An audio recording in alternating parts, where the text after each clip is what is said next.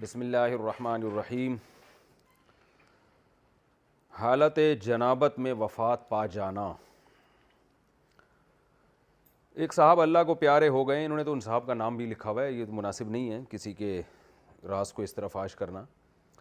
खैर, कह रहे हैं जी मोहम्मद तंजीम साहब मुल्तान से पूछते हैं कि एक साहब अल्लाह को प्यारे हो गए हैं और वो हम मिस्त्री की हालत में अल्लाह को प्यारे हुए हैं, इस बारे में कुरान और हदीस में क्या हुक्म है?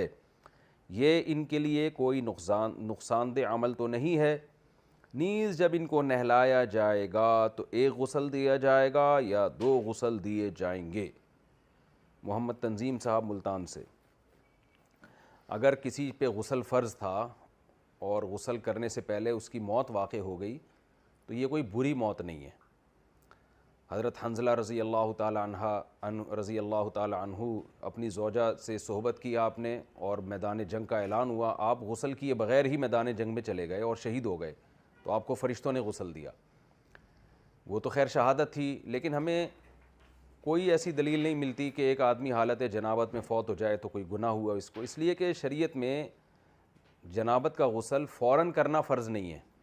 हाँ, नमाज अगर इसी हाल में क़ज़ा कर दी गुस्ल किए बग़ैर तो ये बहुत बुरा अमल है। तो इसलिए नमाज के लिए गुस्ल होता है कि नमाज आप क़ज़ा नहीं कर सकते, अगर आप पे गुस्ल फ़र्ज़ है तो गुस्ल करना पड़ेगा नमाज को। तो अगर इस हाल में किसी की मौत वाक़ई हो गई है तो कोई ये बुरी मौत नहीं है, उसको उसी तरह गुस्ल दिया जाएगा जैसे सारे मुर्दों को गुस्ल दिया जाता है, कोई अलग से कोई तरीक़ा नहीं है। और दो दफ़ा गुस्ल नहीं दिया जाएगा, एक ही दफ़ा गुस्ल।